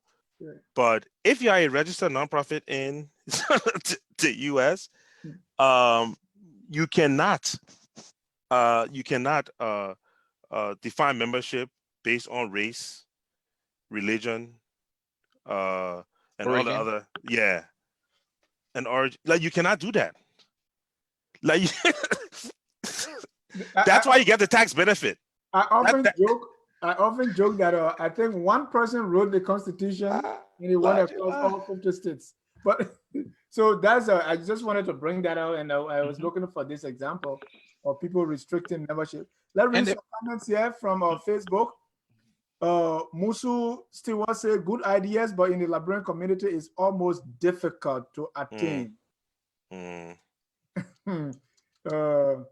Again, Musu have made some comments here. He said, that's what I do now. I provide assistance to organizations whose missions align with mine. There you go. Yeah. There you go. Because that's how you find like those organic connections. Right. Tavina Cole say salary doesn't mean commitment or effectiveness. There you go. And Pepe Tobogi, he said, it's a very long one. Please be patient. Let me read it. I got tired with Liberian groups in Arizona in particular. Their meetings are always about parties, t-shirt, etc. I have decided to be a contributor only to fundraising in regards to wells, health centers, schools, etc. The former student of the Lutheran Training Institute in America just contributed towards a computer lab on that mission. These are the kinds of organizations I would love to be a part of. These are comments from Facebook. Nice. Yeah. And talking about, the organization mission being aligned with what people really want to see happening, if I can paraphrase that. One example is the Bill Liberian Foundation we have, Mr. Jan. And when we had them, the people who are leaders on that organization now, they saw Pastor Timothy doing things in Liberia, and they saw and said, wow, I think this is something I want to be part of. This is something I would love to do. This is something I would love to contribute to. And then they came around and they realized that it was not organized. So they helped to organize it. There you go. And they are leading it now. And they even have to streamline all of the 2 minutes activities that Pastor Timothy was involved with. And it's becoming an effective organization. And when we had them, many people listening to them, and they have people joining them right away. So I think we really need to go back to the drawing board, our Liberian organization. And also, I agree with the idea that we need to broaden the tent. It can't just be only Liberian being part. But the fact is that we Liberians don't have money. Maybe some people, we don't have money. We are poor. So when we open it up to people that have money, just one donation alone can build or 2 libraries somewhere from just one person. I mean, there's nothing wrong with having an organization. For example, I use CPACs because I always like to find tangible things that I can talk about. The Center for Pan-Asian Community Services, right? Center for Pan-Asian Community Services. You hear the name, straight. They're right there in Atlanta. Straight that, where the origin came from. Yet and still, anybody can go there to get immigration services. They win grants for all those different things. I met with them, they have like a good pipeline of restricted funding that focuses on all of these like social services, right? So, it's not so much of you won't open it up to raise money. You won't open it up because that's actually the right thing to do, right? Understanding that you will actually, within that wide umbrella, you will be able to service your people, right? We are concluding, but we have one more caller. We want to give a few minutes to before we close. And I want us to end with, so where do we go from here, Snow? All these beautiful things you're saying and looking in our community and see where we are when it comes to Liberian Diaspora Organization. Where do we go from here? But let me bring on a caller. Caller, your name and where you calling from?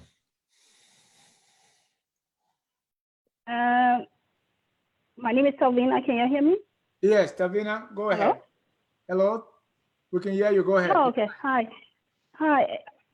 Okay. I just want to say thank you for the topic. I think it's much needed topic. I think it's long overdue, and I think we should do several parts to this because this is something that's ongoing within the community. I mean, across America. So I just want to thank you guys for the topic, and also your guest tonight. He's phenomenal. I mean, he touched on everything. I mean, it ties to the mission, and everything he said. I mean, I totally agree. I don't have much to say. I have one question for him, and then I have a comment, or I wanted to speak to something Geico. Geico, is that his name? Yeah, Geico. The caller before me. So Mr. Bropleh, I just had a question. Way back, I volunteered with Habitat for Humanity through Bank of America. Way back, days in my early days of my career. So, but given your global role and your influence, and you mentioned that your Habitat, it's in Africa. Have you guys done any kind of investment in Liberia, or are you consider? I mean, is your organization considering it, given your influence and your global role, like I mentioned? Good question. So I will answer that. So thank you for volunteering. With when you were at Bank of America. So this goes back to Kakon's comment about leading a Liberian nonprofit, or and Dennis, me and you go back and forth about like how I see my style in terms of leading from behind, right? I don't think I want to actually like create a nonprofit, right? And the reason why I say that is because to answer your question, yes, we are actually doing some very, very light preliminary work in Liberia, and I will talk about that in a second. But I don't think that I have the chops to actually make the impact that I would want to make if I go open a nonprofit on my own. You can call it, oh, Snow doesn't believe in himself. What I do know that I can do is, I think I can influence and actually pull the right levers to actually make some type of transformational impact in an area that I will want it to happen. That's what this whole thing about, taking the pay cut, going to work with Habitat, focusing on it, trying to get in the global role is all about. So to answer your question, we have in Habitat, everybody thinks that Habitat, number one, we build houses and we give homes away free. That is not the case, right? In the US, when we build homes, we actually we heavily subsidize the interest, right? So the home owners can pay an affordable mortgage. We offset that also by the homeowners actually building alongside. They have to help build their house. It's called sweat equity. Okay, this is not only in the US. Everywhere we actually build homes in the world, the homeowners actually have to help build their homes. If the homeowner is disabled, they actually bring a representative to help build a home. And we call it sweat equity. You know why that's critical? Because it provides like a level of dignity, right? That I put my sweat into this, I own this. Okay. I work, so that's kind of like the part that everybody knows. But the part that everybody does not know about Habitat is that we actually engage heavily with the private sector. We when you think about microfinance institutes that provide funding for agriculture, right? Everybody knows that. Oh yeah, you can go get a loan and you can go to your farm. You think about microfinance institutes that provide funding to open like health centers in the villages, right? Well, what Habitat is pioneering in the private sectors is we're trying to make the case that you can actually make a profit by marketing to folks who are low income market, the informal market. That case has not been made. People don't even pay attention to it. But we have case studies, and we've we're in what we call shelter venture lab countries where we do our deep learning. So in Kenya, we do light work in Liberia. I'll talk about Liberia for a second. In Kenya, in Philippines, in India, in Mexico, in Peru, those areas we're actually exploring. All we do there is work with the private sector. We'll go to, like, for example, a cement company and say, hey, by the way, like, why aren't you like marketing to these people here who can actually pay for that bag of cement? So, oh, well, we didn't know they existed. So no, they exist, and then we connect the dots for them. Right there, you actually have them. Number one, the company makes more money, right? but then now they're actually like marketing to the low income people, almost like our market people in Liberia. They have money, they're just not putting it in the bank, right? So, but in Liberia, what we're doing there is, when I was there 6 months ago, I actually went out in the field and I actually looked at some of the stuff that we're doing. So we partner with Cities Alliance in Liberia. We have a very small office in the National Housing Authority building. Okay, and we partner with Cities Alliance around like slum upgrade. Okay, and the reason why we actually like in National Housing Authority building is because the way we envision like the future of international development is where you actually build these partnerships so that when you remove yourself from the equation, it is sustainable. Very, very important. The old school way of doing like programmatic work where you just go and dump money, and then when you leave, everything stops. That is not the case. So we have like really like bright, promising Liberians, but it's in the infancy phase, right? Well, it's in the infancy phase. I will stop there for now because I don't want to kind of like go too far into like, but we are there and we're exploring. I will be visiting there soon to also like just kind of like understand.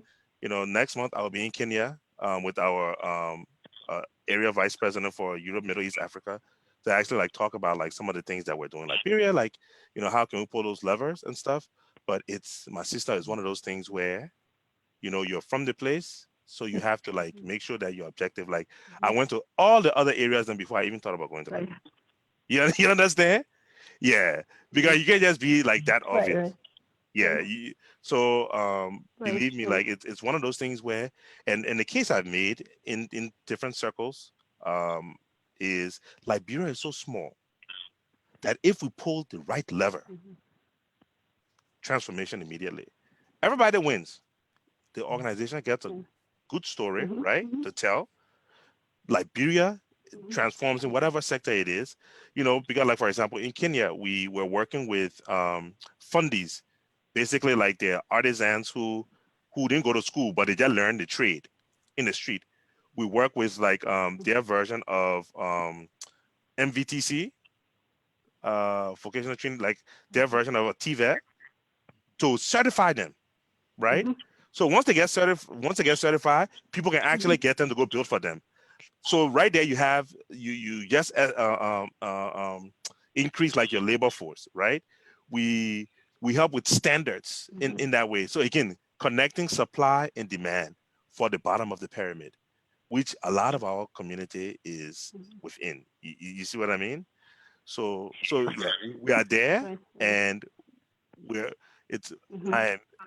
I'm so antsy. Like sometimes I was like, okay, no, this is not the time.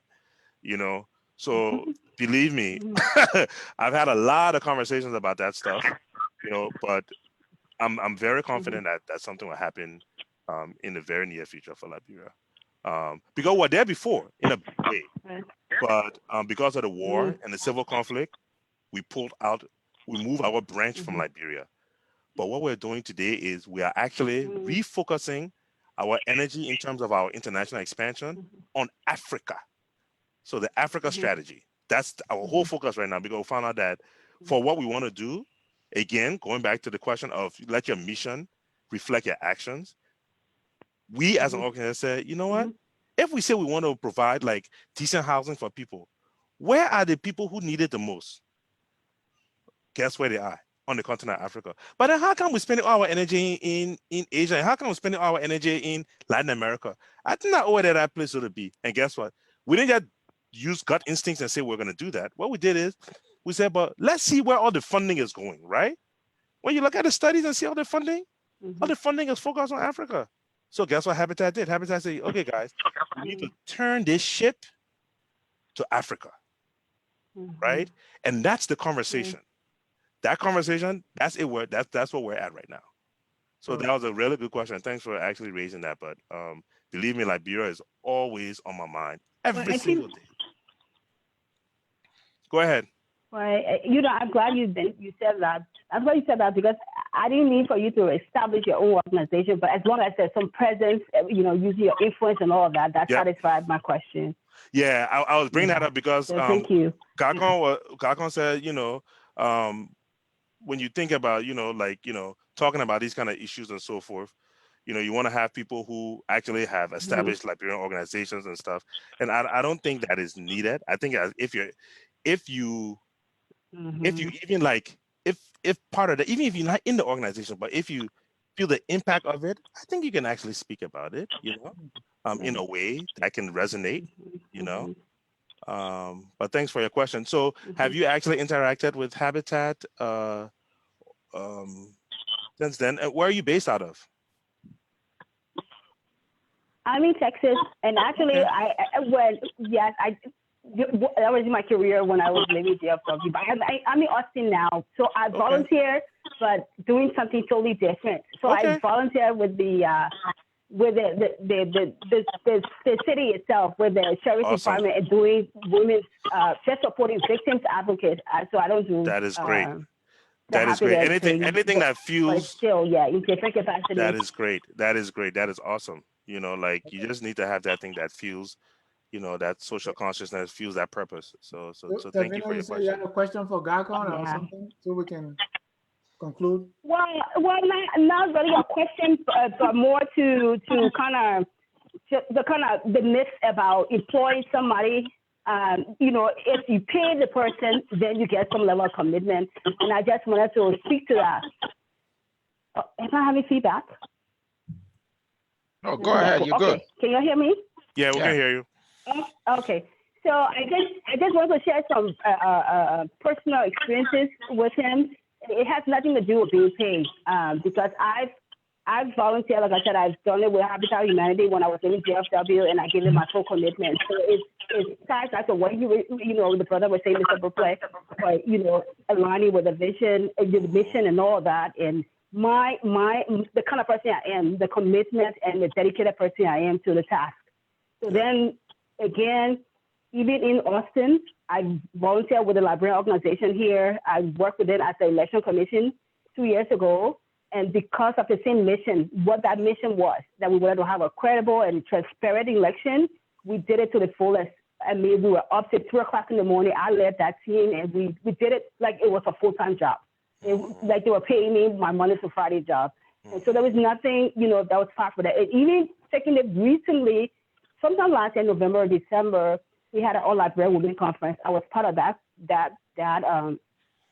group as well. And most of the work was in head.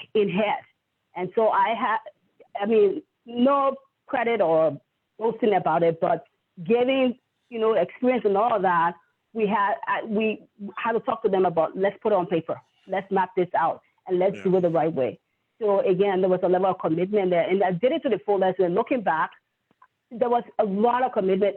I tell people, and I laugh about it now, and they say, you know what? The way I work for All Liberian Women Conference, my day job, I don't even work as much. But because I was passionate about the cause. That is true.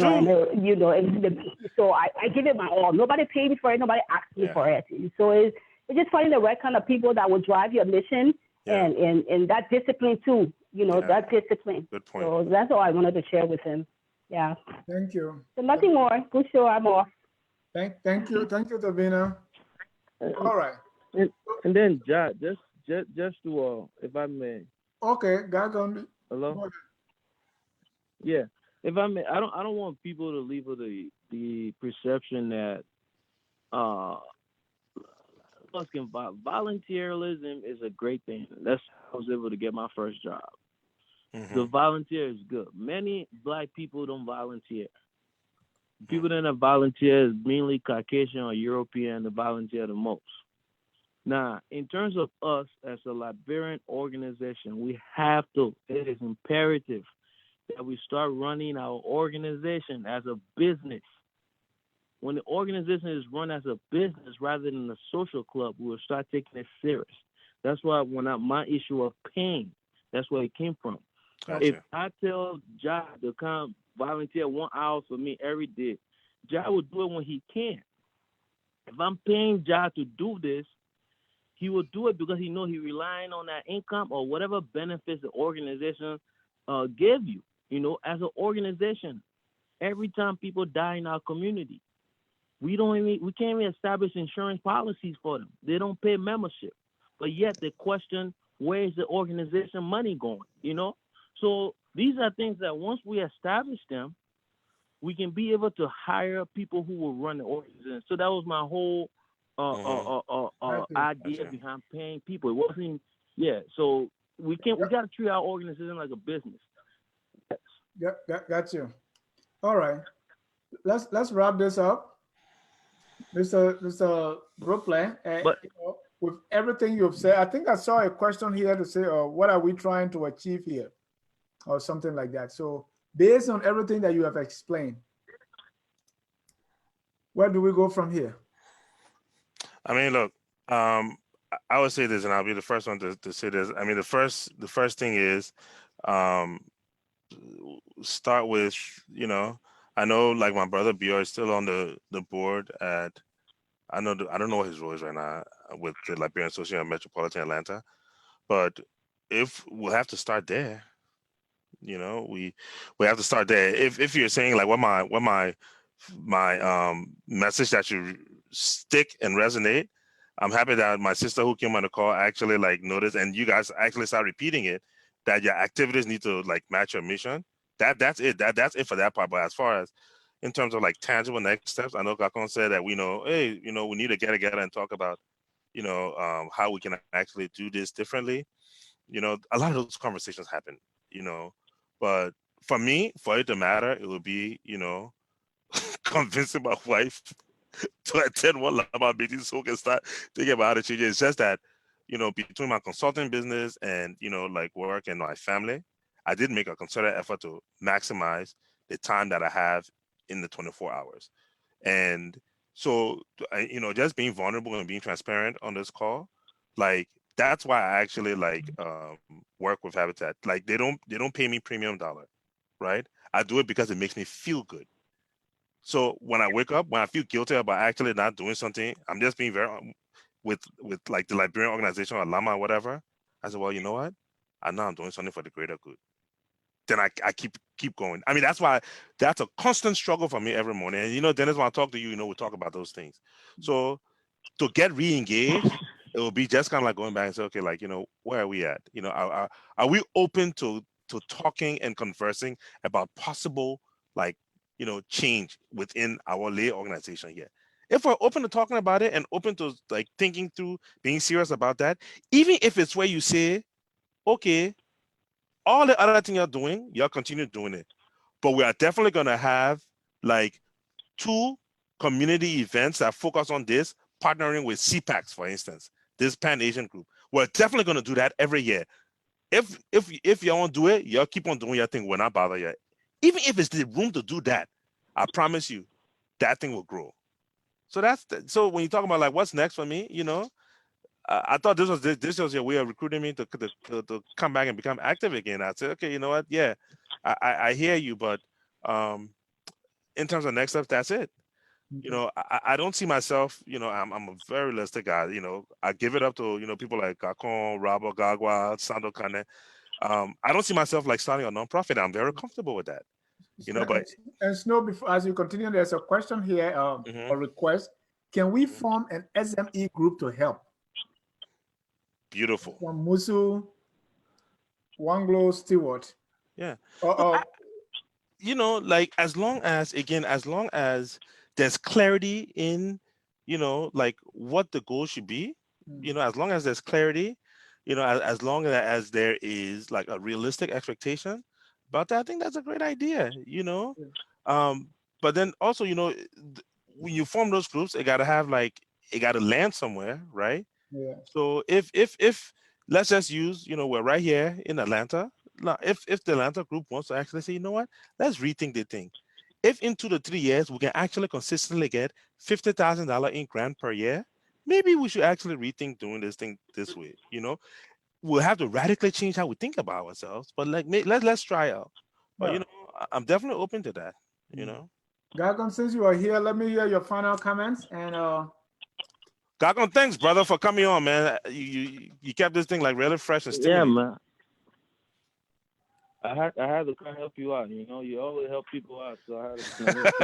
But hey, Bropleh, we hosting we hosting a conference. I mean, God, all you Liberian always do Diaspora that and you don't pay Conference, for and I'll go.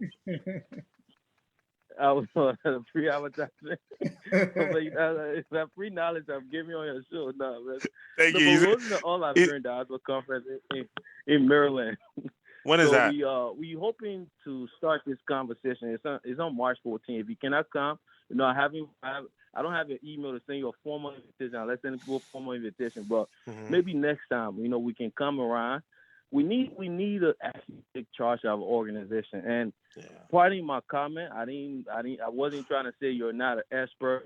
Oh no, I'm not an expert at all. I'm just a like, passionate Liberian. No. We all. I mean, you're an expert. They won't put you in a global survey. You're not an expert. So you are an expert. But my comment was mainly like around people that have started, you know, a successful, you know, Liberian organization per se. So that's why I was leaning towards. But everybody, we all in private sector and do different work. But we need to start this conversation. We cannot give up on our organization. And our organization, the culture that is it's hard to break that culture. And these are things that I have been struggling with myself as a young person who wants to lead Liberians and maybe hopefully in the future lead Liberia. It's difficult. And the comment that Mr. Anthony that we don't have money, Liberians in the U.S. I'm not going to say in the U.S. We probably send more money back home more than the country can raise in the annual revenue. So I think we do have money. It's just how do we attract this money? What programs are we implementing? What are we doing? Like, for example, we want to build a Civil War memorial in Liberia. Is that something Liberians can donate monthly to? So it's all about the character that running these organizations and how will we market it and how can they trust us who are leading these organizations? We cannot be giving you money and you go to Liberia, the lifestyle, you don't live in America, and you go live it as a non-for-profit runner. I personally, if I see that, I will start giving you my money. You know, you having security. You cannot be doing that as somebody who running non-for-profit. You back in the U.S. and you're going. See what a lot of people mismanage Liberian money. Modeling your mission after it is what you hear what he's saying? He's saying that if he sees it, he's not gonna give money to that. People really think that. Oh, I'm not going. My nonprofit is this, but I can do this. You lose donors. So anyway, no, but I would have loved to come. But thank you for coming on the show. Thanks for coming on the show. Where I appreciate the knowledge, and that we know Liberians who are part of a major non-for-profit organization. We can learn from you, and some of your expertise is needed in our organization. What is it that we need to do if we can listen to you? But a lot of the time we listen and we don't implement. So that's one of my goals going forward, working with Liberian organizations. How can we impact? How can we make an impact? Because you work if I need to work with 5 people, I'm happy. But, a lot of people come around for different reasons, and we just have to pick those to work with and see how we can, implement our ideas. So thank you all for the show. Thank you, Mr. Moore. And specifically, that's why we do this, focus on Liberia, where we educate, we elevate, and promote all things Liberia. Every other Friday, we have our Innovative Ideas series where we come and talk about things like this. And I am happy that people watching and people who are going to watch later, they are going to take away something. And like how Snow said, your mission, he has his hand like that, even though his hand is bigger than mine, your mission, your activities, and then modeling. Yeah, you have to model it, man. Yeah, model your everything that you do and say. Be aligned. They should align with what you do, man. You can be in our crew, there's a drum called Ruda Nuda, Ruda Nuda. You can be saying one thing and doing another thing. Exactly. Mr. C. Mr. Ja, thank you. We want to take this time to, first of all, say a very big thank you to our viewers who have been following the show for a little over an hour. We also want to say a special thanks to our guest, Mr. Snorwlor Bropleh. You were the one to have brought here, and you nailed it. And I think we all learn, and it is left for us now to go and take the knowledge and use it so that our organization can be better. They will not be the first folks listening to us. We will always try as much as possible to put the focus on our organization because we believe the Liberian organization can do a lot more. Everything can be about government as we always tend to look into government. And so that will do it for us. My name is Anson Nsieh, and I have been co-hosting with Mr. Ja. Mr. Ja. Thank you so much, Mr. CA, and thank you, Snorwlor. We hope you come back. Anything final word you want to say before we let you go, or you good? No, man, Dennis, like I'm really, impressed with like where Focus on Liberia have gone. You guys are doing a great thing. Keep doing that. Believe me, like the more you do that, you'll see like there will be like connections that will happen. And I think is a great platform. Thank you so much. And this is your second time. We still want to have you anytime you're available. Please, let's keep in touch. Okay. We want to thank our viewers, comments, those who call in. Mr. Moe, you were here for some time. I want to say thank you so much. On behalf of my mayor, Anson Nsieh, our Chief Administrative Officer, Mrs. Danielle Nokos Kushar, we want to thank our Guest Relations Manager, Stephanie Setro. We want to say thank you to all of you. Good night and God bless you. Thank you. Bye-bye. Everyone have a great evening and have a wonderful weekend. You too, man. Bye. Bye.